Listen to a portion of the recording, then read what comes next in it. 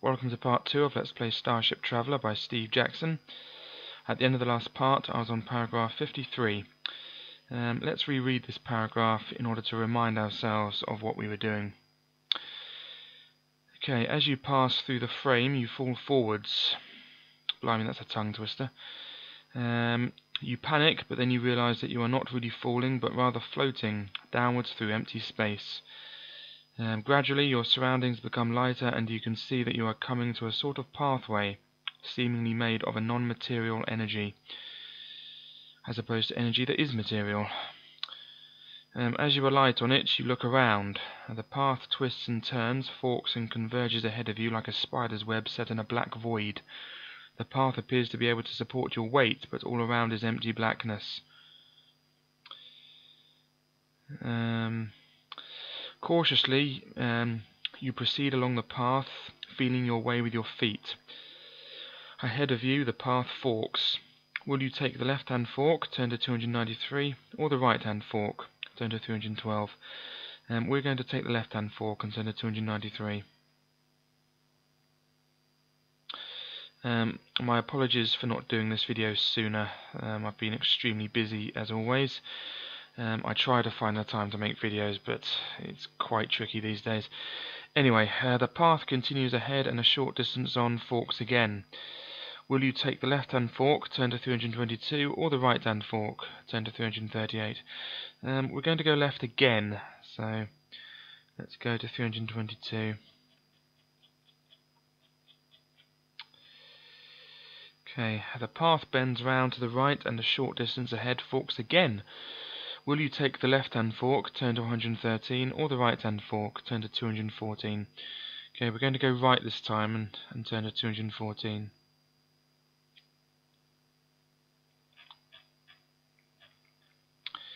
The path twists and you arrive at another fork. Do you wish to take the left-hand fork, turn to 318, or the right-hand fork, turn to 305? We're going to go left again, turn to 318.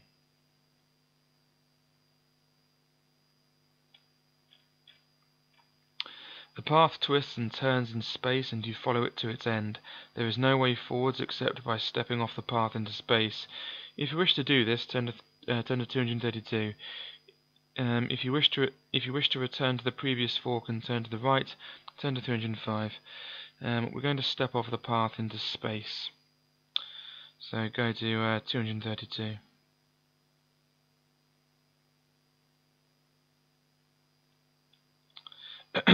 Okay.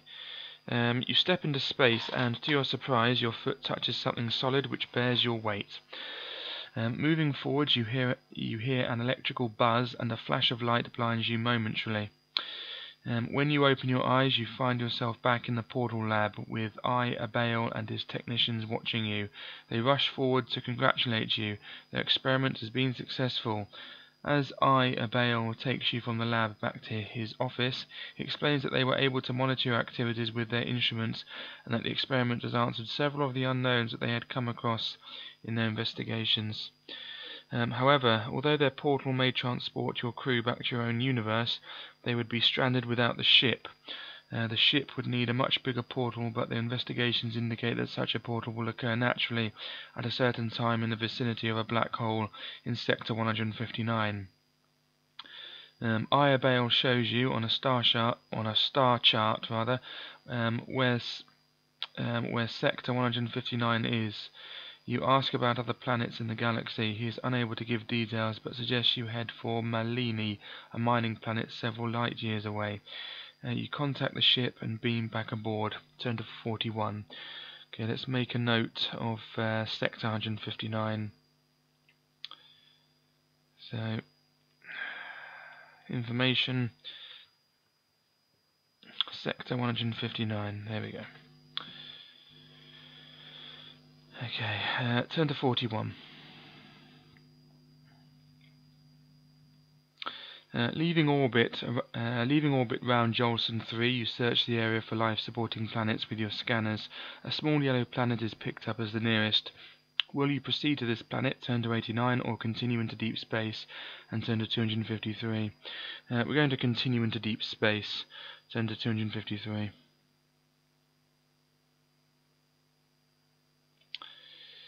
Sensors indicate that you are travelling past a large spaceport some distance to starboard.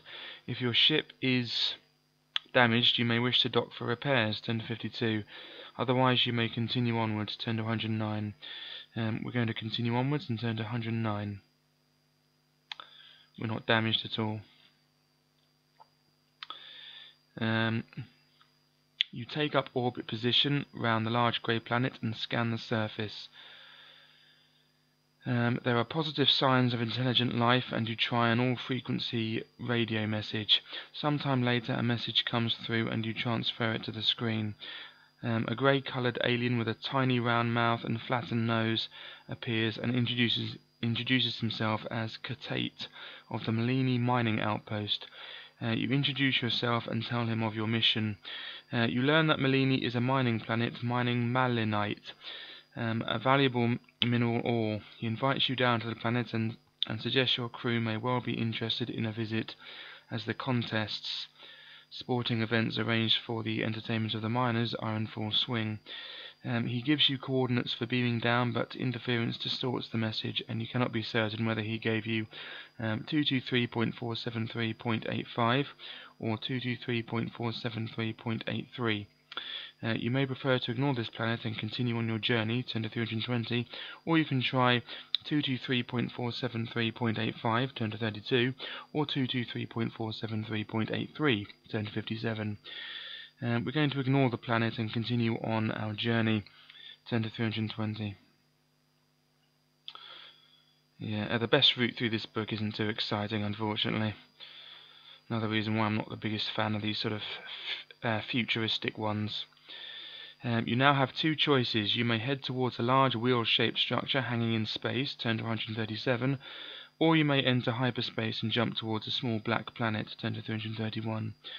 We're going to enter hyperspace and jump towards a small black planet, and turn to 331. Here we are. You drop out of hyperspace near a small black planet. Scanners cannot locate life on its surface. Would you like to beam down anyway to investigate, turn to 97, or ignore this planet and proceed towards another, turn to 104. We're going to ignore this planet and proceed towards another, turn to 104.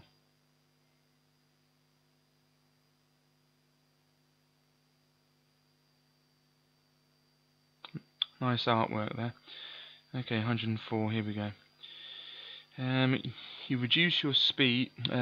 You reduce speed some distance from the planet and take up an orbit position. Scanners indicate the greeny-grey planet supports life, and there are positive indications of intelligent beings. If you wish to beam down to the planet, turn to 118. If you will leave orbit and continue your journey, turn to 296. We're going to beam down to the planet and turn to 118.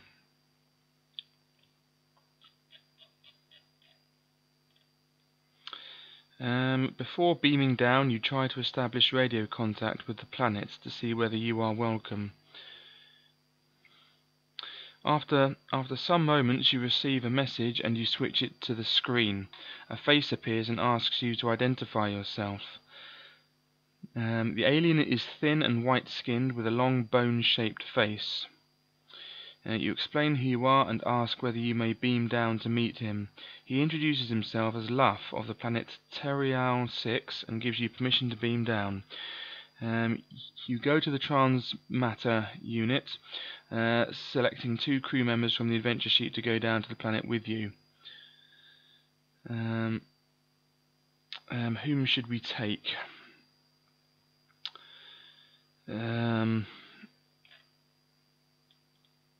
Let's take science and medical. I'll just write them here quickly. There we go. Change that to lowercase. Right, good. Okay, you beam down to coordinates in the vicinity of the radio transmission and appear moments later on the planet. Looking around you, you find that you are not actually on the planet. You are near the edge of a vast floating plane hovering in the air above the land.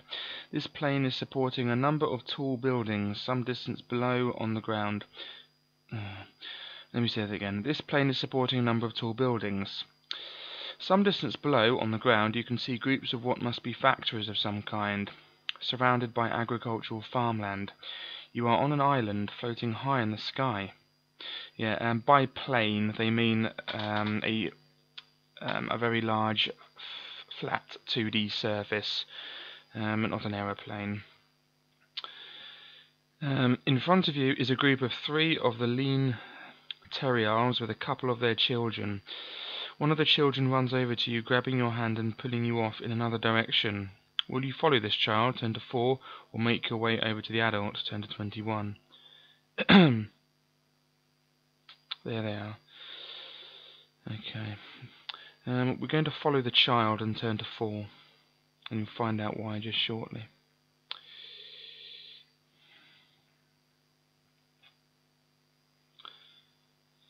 The child pulls you off into a building where several other children are sitting. They squeal excitedly as you enter. Leaving you to talk with them, your guide runs off into another room and returns with another child, who introduces himself as Luff. You explain you are surprised that a child so young was able to contact your ship, and he relates the strange ways of the Terials. Apparently children run the world of Terial. They are born with abnormal intelligence and abilities and are placed in high positions immediately after birth. As they grow older, they rapidly become senile and incapable of performing their jobs, and then they are replaced by youngsters. There we go. You explain your plight to Luff, who listens sympathetically.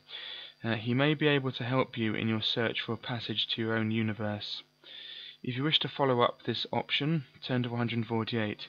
He also explains that their medicine is very advanced and he may be able to restore your crew to full strength. If you would prefer this option, turn to 85. However, he asks that in exchange for help or medical treatment, you will have to take him aboard your ship and give him technical details of your weapon systems and defenses. If this price is too high, you may decline his offer and return to the ship. Turn to 120. Yeah, we're going to search for a passage to our own universe, so turn to 148.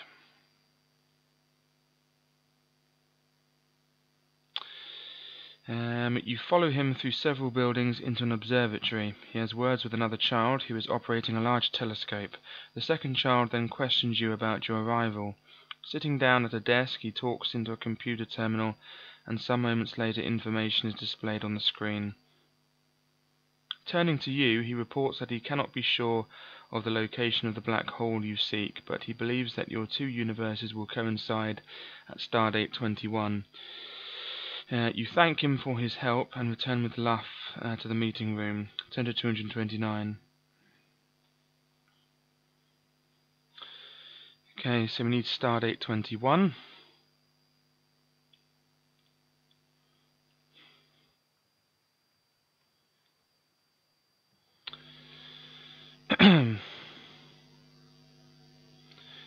Turn to 229.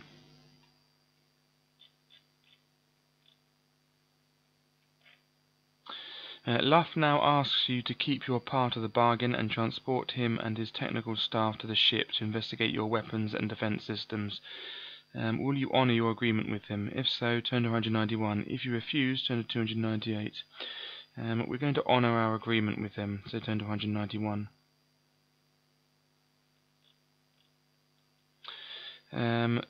3 technical staff appear through one of the doors and you all beam back to the ship.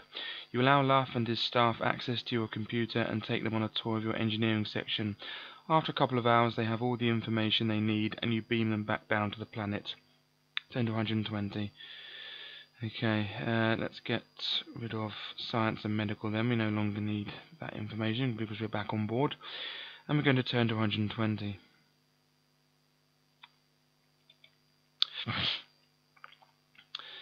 Back aboard the ship, you give instructions to prepare to leave orbit and head immediately for the bridge. Turn to 296.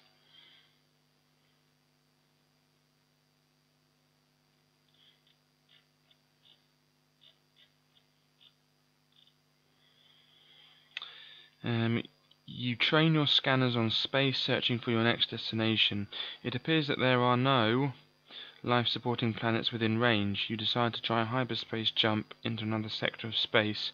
Turn to 324.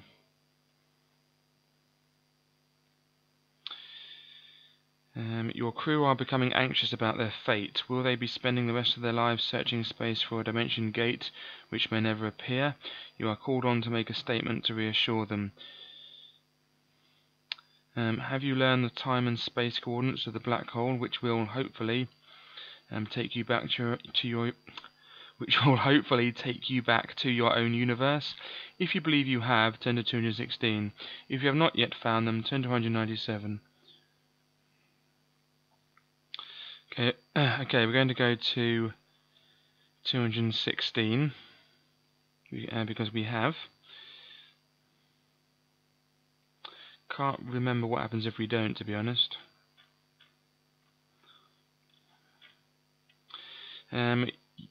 You call all your section heads to the briefing room and announce that you believe you have the space and time coordinates for a likely black hole. If your velocity and timing are right, you ought to be able to pass through this black hole, which may be the Celestian void, and emerge in Earth's universe. You return to the bridge and prepare for the journey, setting off towards your black hole. Subtract its time coordinates from its location coordinates and turn to the number that this gives. Okay. So 159 minus 21 is 138. So we're going to 138. Let's go there now. There we go. 138. You set your course and arrive at the black hole, dropping out of warp speed some distance from it. Carefully planning your angle of entry and your velocity, you head into the dark void. You feel the ship being taken by the immense gravitational force and order all crew to strap themselves in. Suddenly the ship lurches forward and begins to speed up. The G-force is so strong that you, along with the rest of the crew, pass out. Turn to 340. Wait a moment. Now, I'm no physicist. But I'm pretty sure if you're falling, if you're in free fall, and you shouldn't experience any G-force. But I don't really know. Someone might be able to correct me on that. I don't fully understand. Anyway, 340.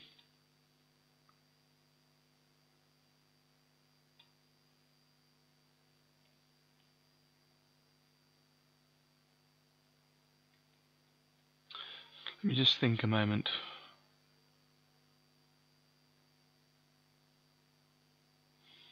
No, because if you're falling and you're inside a ship, then the only reason... Well, then you and the ship would be falling at the same speed and the same acceleration, because your acceleration is determined by the gravity. So if you're in free fall, then it makes sense that you wouldn't experience any G's. So it'd feel the same falling into a black hole, at least at the start, as it would falling on Earth or falling to the moon or just floating in space. Falling into Jupiter. You wouldn't feel any sort of G-force.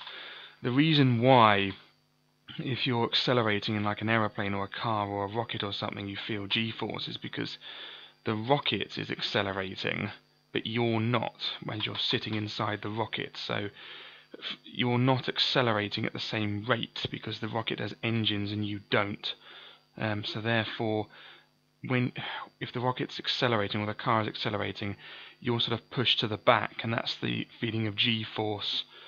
It's sort of pushing you to the. It makes it, relatively speaking, it's like you could almost pretend that there's a sudden force that's drawing your body to the back of the ship or car, and that's the quote-unquote G-force.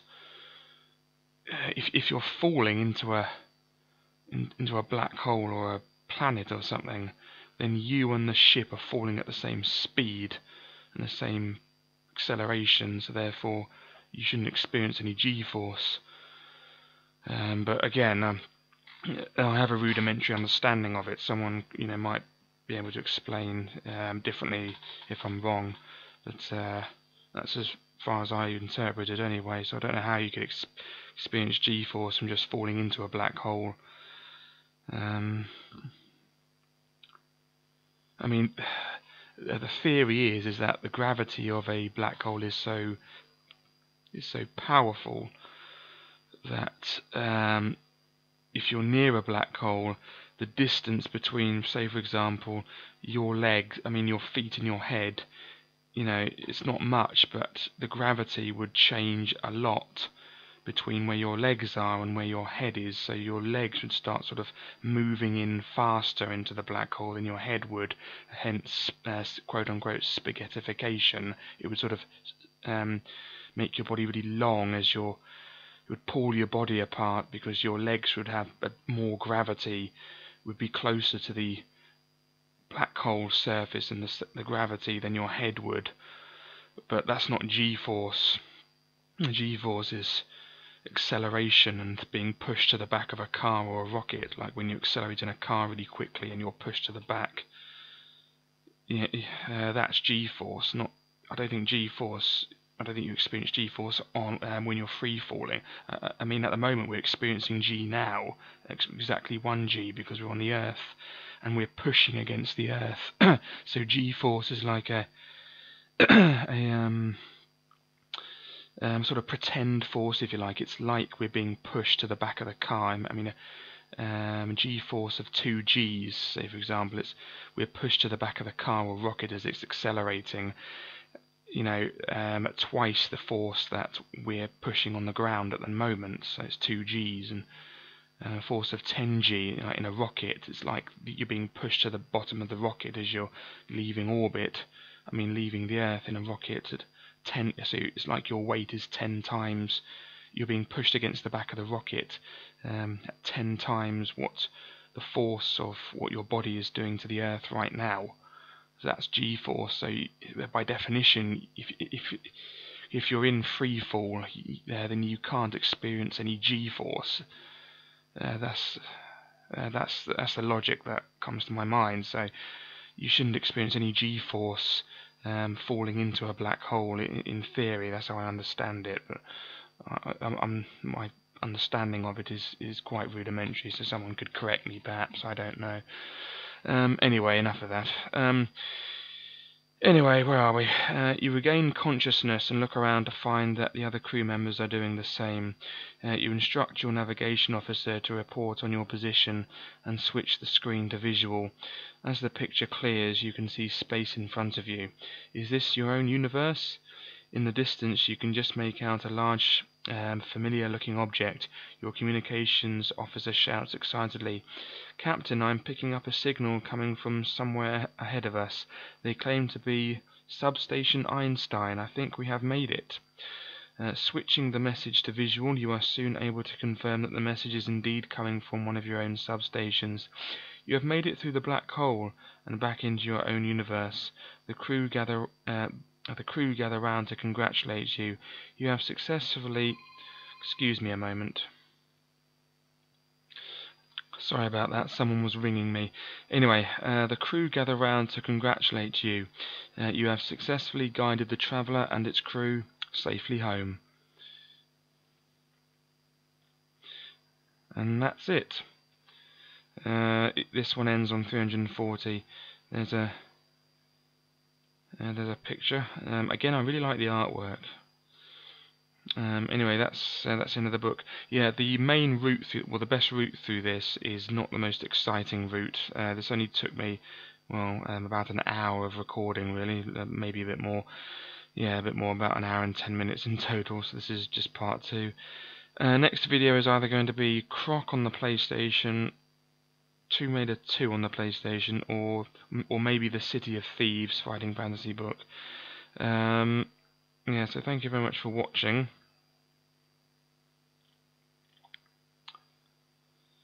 Oh yeah, that is the last paragraph. The rest of the paragraph is just explaining how to do combat. I would just like to see what happens if we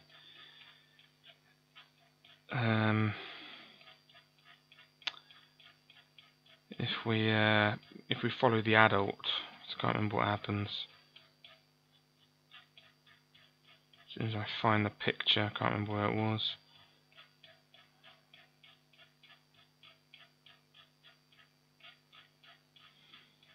There we are. It's the sound of my mouse wheel, by the way. Yeah, we'll make our way over to the adults, 10 to 21, see what happens. Are they like, sort of like, duh, we're adults and we're stupid, or something, I don't know. You approach the three men and greet them. They show no interest in you and seem to be arguing about something. Finally they turn to you and in an aggressive tone ask what you want. You relate your story and they are not impressed. Again they ask you what you want. You ask them to take you to their superior, turn to 259. And let's quickly do that.